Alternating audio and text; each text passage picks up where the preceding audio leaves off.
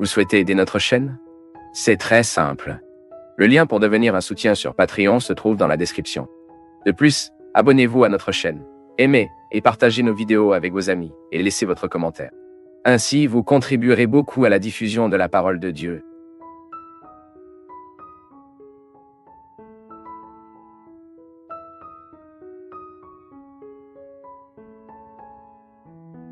La Bible dit qu'Abraham était le père de la foi. Cela signifie que tous ceux qui sont justifiés par la foi dans le Seigneur Jésus-Christ sont des descendants spirituels d'Abraham. En effet, l'accomplissement final de la promesse de Dieu à Abraham n'est atteint qu'en Christ, qui étend les bénédictions du salut à tous les peuples de la terre. Mais en plus d'être connu comme le père de la foi, Abraham est toujours appelé dans la Bible de l'ami de Dieu. Cela montre la relation de fidélité qu'il avait avec le Seigneur. Mais bien qu'il soit l'ami de Dieu et le père de la foi, Abraham n'était pas parfait, et sa foi a été mûrie au fil du temps. Donc c'est sûr, Abraham est un excellent exemple pour tous ceux qui veulent traverser la foi. Dans l'histoire d'Abraham, nous voyons qu'il a rencontré de nombreuses difficultés et épreuves, mais c'est au milieu de l'adversité que la vraie foi est perfectionnée et est encore plus visible. Et ce n'était pas différent avec Abraham, le père de la foi. Mais comment a commencé la marche de la foi d'Abraham? La vérité est que nous en savons beaucoup peu de choses sur la vie d'Abraham avant qu'il ne soit appelé par Dieu. Le texte biblique nous informe seulement que son père a été appelé Will et que sa famille vivait en Mésopotamie, dans la ville d'Ur. Et avant d'être divinement appelé dans Ur, le père de la foi ne connaissait pas le vrai Dieu. C'est parce que, après la chute, l'être humain a supprimé la vérité de Dieu contre l'injustice, a rejeté la connaissance de Dieu pour la tromperie, a échangé la gloire du vrai Dieu pour les faux dieux. Et Abraham a vécu comme ça. Non seulement il ne connaissait pas le vrai Dieu, mais il ne méritait pas non plus de le connaître. Seulement dans sa grande grâce, Dieu a appelé Abraham du milieu de l'idolâtrie. Dieu a choisi et commandé cet homme, qui deviendrait connu dans l'histoire comme le père de la foi. Sa terre est au milieu de son parent, et cela montre que l'appel d'Abraham était si radical qu'il devait définitivement rompre avec son ancien mode de vie. Abraham a dû abandonner toute forme d'idolâtrie et de paganisme qu'il avait appris.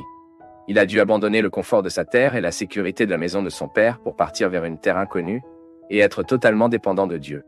Ensuite, dans la vie d'Abraham, nous pouvons clairement réaliser la souveraineté de Dieu en remplissant ses desseins.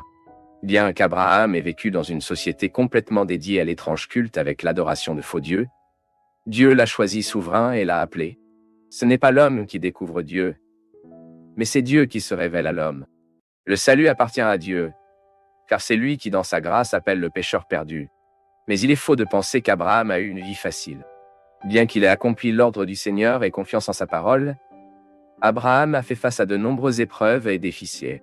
En fait, avant de devenir un excellent exemple de foi, avant d'être connu comme le père de la foi, Abraham a dû passer l'école de foi. Premièrement, Abraham a dû apprendre à obéir. Lorsque Dieu a appelé Abraham, il lui avait ordonné de quitter le milieu de ses proches et de sa terre. Mais Abraham a fini par emmener son père et son neveu avec lui. Et cette obéissance incomplète d'Abraham a fini par générer des problèmes futurs. Tout d'abord, le voyage d'Abraham a été retardé, car au lieu d'aller directement à Canaan, Abraham s'est arrêté dans la ville d'Haran jusqu'à la mort de son père.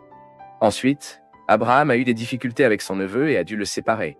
Deuxièmement, Abraham a dû apprendre à ne pas s'accrocher aux limites humaines. Le père de la foi a également dû faire face au défi de l'impossibilité. Quand Abraham a quitté Arabe en obéissant à l'ordre du Seigneur, il était déjà un homme âgé et un mari d'une femme stéréo. Abraham et Sarah ont formé le couple le plus improbable possible de servir de parents d'une grande nation. Mais les desseins de Dieu ne se limitent pas à la possibilité humaine. Ensuite, en ce sens, c'était une grande étape de foi pour Abraham de recevoir la promesse du Seigneur. Troisièmement, Abraham a dû apprendre à faire complètement confiance à Dieu. Certaines occasions spécifiques de la vie d'Abraham ont révélé leurs faiblesses et leurs imperfections. Après avoir quitté Haran, Abraham est finalement allé à Cana. Là, le Seigneur lui est de nouveau apparu et lui a assuré qu'il donnerait à cette terre sa progéniture. Même Abraham a même construit des autels au Seigneur sur ce territoire. Mais ensuite est venue une terrible crise dans cette région. Abraham a dû faire confiance à Dieu, mais il a fini par partir pour l'Égypte. Et en Égypte, Abraham a révélé une sorte de concession pécheresse qu'il avait faite avec sa femme. Les deux avaient convenu qu'ils cacheraient leur relation conjugale avec le but d'empêcher Abraham d'être tué par quelqu'un qui s'intéressait à Sarah. À ce moment-là, ça pourrait arriver, les maris étrangers sont tués par des hommes puissants d'une ville qui voulaient prendre leur femme. Mais dans ce contexte, Abraham a dû garder sa confiance en Dieu. Cependant, Il a choisi de craindre l'homme, au lieu de craindre le Seigneur. Même l'erreur d'Abraham en Égypte a été répétée plus tard une fois de plus pour générer. À une autre occasion, Abraham a accepté de suivre le plan de sa femme et de prendre un raccourci vers la promesse de Dieu d'être un père. Et cela vous a causé de très gros problèmes familiaux. À ces occasions, Abraham aurait pu tout mettre à perdre, parce qu'il manquait de foi au Père de la foi. Mais le Seigneur, qui est fidèle à sa parole, a empêché le pire de se produire et a préservé la famille de l'Alliance. Et ici, nous apprenons que Dieu accomplit ses desseins par l'homme et malgré l'homme.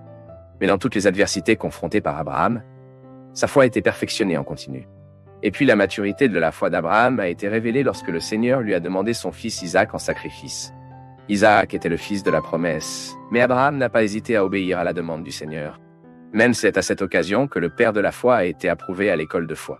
L'écrivain d'Hébreux a écrit que la foi d'Abraham était si grande qu'il était sûr que Dieu était puissant même pour les morts pour ressusciter Isaac. Alors, quel est l'exemple d'Abraham en tant que père de la foi pour nous? Comme indiqué, Abraham n'était pas parfait. Il devait être perfectionné jusqu'à ce qu'il puisse faire de grands sauts de foi. Mais la vraie foi a conduit Abraham à changer, à obéir, à faire confiance, à poursuivre un objectif, à travailler et à ne jamais stagner. La vie d'Abraham nous enseigne que la vraie foi est toujours accompagnée de bonnes actions, d'attitudes d'obéissance et de bonnes œuvres.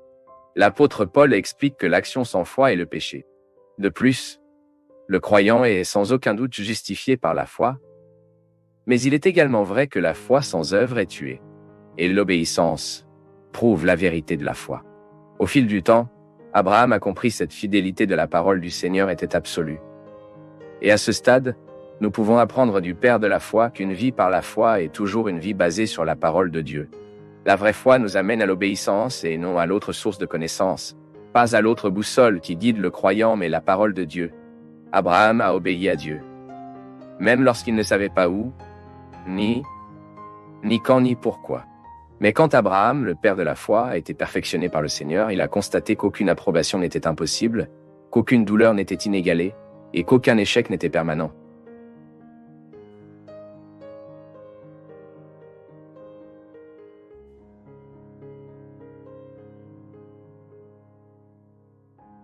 Pour nous, du Path of Faith, c'est toujours une joie d'être avec vous en ce moment. Partagez vos perceptions sur le sujet d'aujourd'hui dans les commentaires, montrez votre soutien en aimant la vidéo et aidez à la partager en l'envoyant à vos amis. Abonnez-vous à la chaîne pour rester connecté avec nous et recevoir nos nouvelles vidéos.